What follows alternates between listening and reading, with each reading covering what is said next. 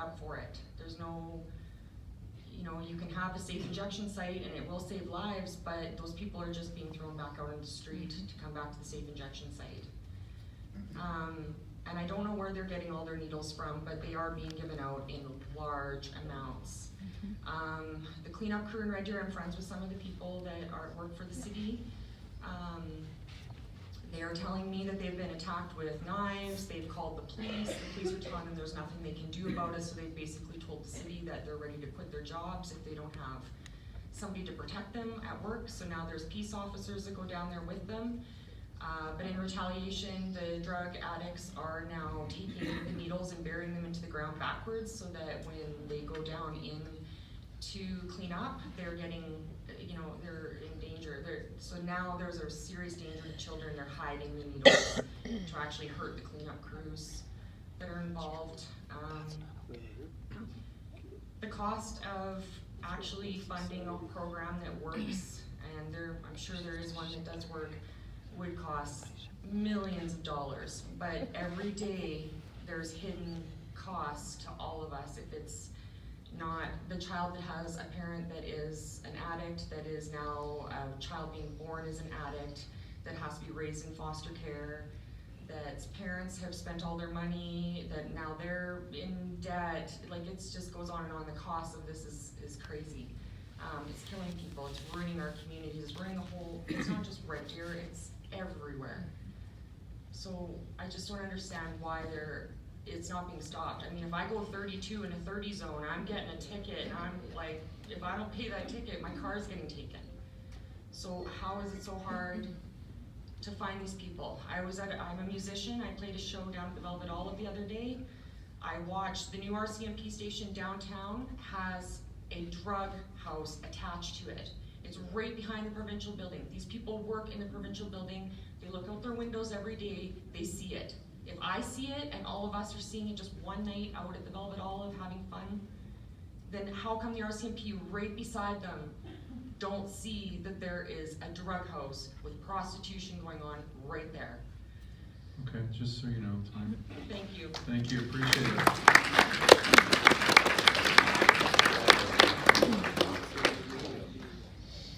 Hello folks, my name is Mike Metzger. I'm a registered nurse in Red Deer. I live and work here. Currently I have 3 jobs. I work in the ICU. I work down at the overdose prevention site, and I also teach at Red Deer College, where I teach new nurses how to care for everybody. So I kind of want to echo Dr. Mulholland's statement that I guess kind of whatever is decided, we'll do the work.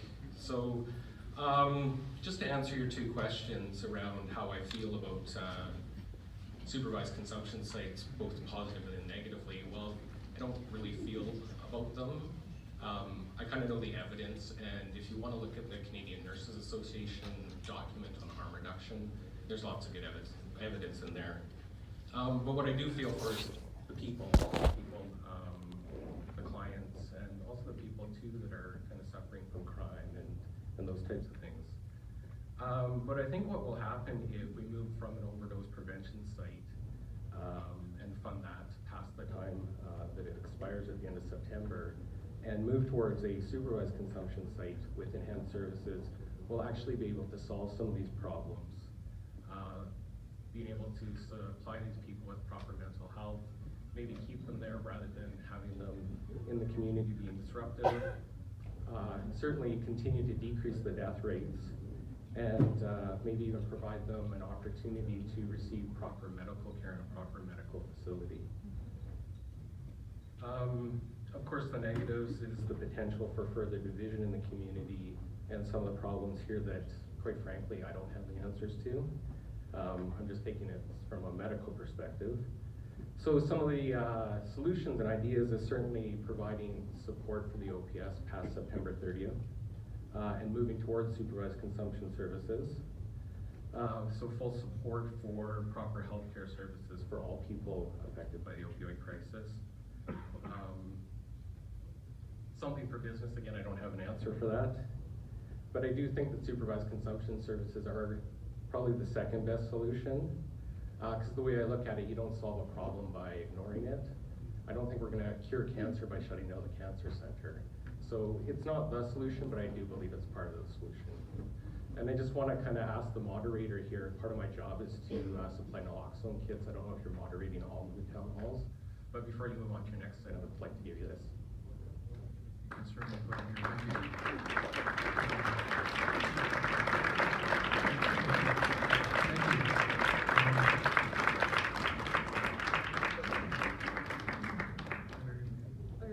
Yes. Hi, my name is Vanessa and I run a local day home in Oriole Park. As a day home provider and a mother, it's my job to protect my children. I'm finding it harder and harder to do so as the crime rate and drug use in Red Deer increases. I am no longer able to take my kids to certain areas of the cities to enjoy the parks, the trails, and events. Earlier in this evening, I had a friend speak about a friend who could have lost her child due to fentanyl residue on a shopping cart. I am that mom, and that was my daughter. I watched my beautiful little girl go from a happy, healthy, vibrant child to nothing. Her eyes rolled into the back of her head, she collapsed to the floor. She could no longer speak properly, she had no idea who I was or who anybody was. Sorry. I put my daughter in my van and I rushed to the hospital. Within seconds they had her in a trauma bay and were doing every observation and every test they could. CT scans, blood work, and urine. It was later found out it was due to fentanyl residue on a shopping cart at Superstore that caused this to happen. I am so happy that I still have my little girl here today. Things could have been so much worse. The safe injection site is not working. These people are allowed to shoot up and go into our city with no care to any of us or to the public. I now have to carry a Narcan kit with me everywhere I go because 2 of my day home children have already come across needles. Full, used, and full of blood. Some even had residue of drugs in it. My children are no longer safe. We need better solutions to these problems. We need proper rehabilitation centers, education, and support systems for these people. We do not have enough support. We need to do this to better our city and to better our children's lives here. Thank you. My name's Chris and I'm an addict. I was in my addiction to fentanyl for close to 2 years and I've been clean for now for 6 months. I had a fantastic life growing up and was provided everything I could have needed as a child by my loving parents, and yet I still fell down the rabbit hole of addiction. I'll admit that in order for me to get clean, I did not use a safe injection site because it wasn't a viable option due to circumstances in my life. I was able to get clean because I still had a lot going for me, such as a loving family, a good job with money in the bank, and a place to stay. But even with all that, getting clean was the hardest thing I had to do, and I had completed an engineering degree. I spent $8,000 on a private treatment facility because the public center provided by the government had a 3-month waiting list and had to be prescribed Suboxone to control my cravings. These people using this site in Red Deer do not have the ability to go to these facilities because they are outside of the immediate area. The last few months of my addiction, I had no desire to use, yet I could not stop. I watched my best friend of 20 years overdose in my own house.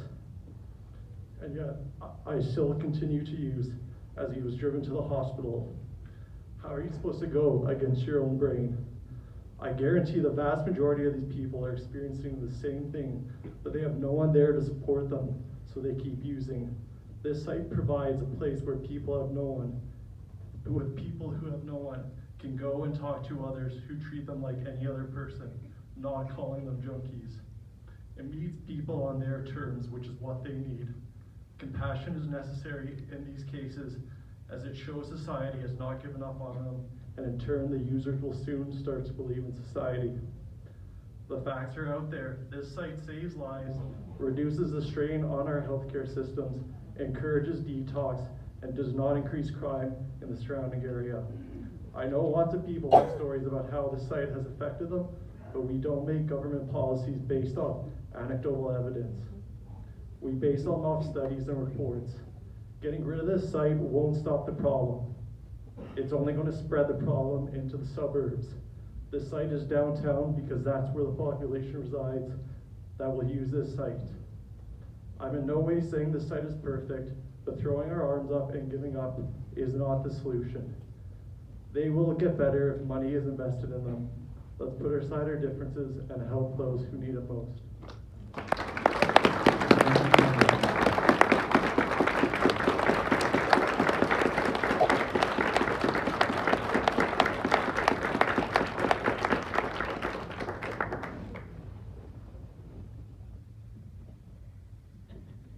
There we go. Hi. First of all, thank you for providing all of us with this opportunity, and what an amazing thing to have a forum for people to say what they need to say. My name is Sandy. I've worked in the downtown area for 11 years, and in the city at the same place for 25 years. Having said that, I work, and this will maybe change how people are viewing me in this moment. I've worked for a nonprofit agency. So part of my job over the years has been to guide and counsel and assist young people primarily who come from heartache and heartbreak and have watched those same young people become addicts, lots of them. I may cry. I just want you to know, although I'm okay with that, if you're okay with that. There's so much black and white that we're sharing, and there's so much gray that we need. There's no doubt that people are passionate about what they're seeing and hearing and feeling. I can't leave my workplace downtown anymore the same way I did a few years ago. I walk out and I got my keys between my fingers because there's shit going on. There's that reality. I also live in the human service field where I'm counseling and helping vulnerable, heartbroken people who don't have relationships, who were raised in such discord and misery that their option is to find an escape wherever they can. And it's very, very sad. I would like to add a couple more things, and that's, it just about initially made me want to vomit hearing a couple things here tonight, and generally speaking, I've been so delighted with people's ability to present. But when someone might suggest that they would watch someone die, and I'm trying not to be too controversial, but I have to say that we need to educate people and talk to people. In a final note, as my time ticks away, and I'm not one to go too much into the personal, but my brother died of cancer, lung cancer last year. He smoked. He made a horrible choice his whole life. He died in his recliner. He got amazing health care. I have a girlfriend whose husband is a diabetic because he's eaten badly and taken really bad care of himself. He gets amazing health care. We need to get our health system working for us in ways that address the problem. We need to try and educate folks who can't help but have the knee-jerk reaction because the fear is real for them and their families and their businesses. But we can't do that unless we get realistic and have these difficult conversations, as someone said, that turn into action, not just another freaking committee, because I've been on a lot of those. I've been around a long time. So thank you. I appreciate the time. I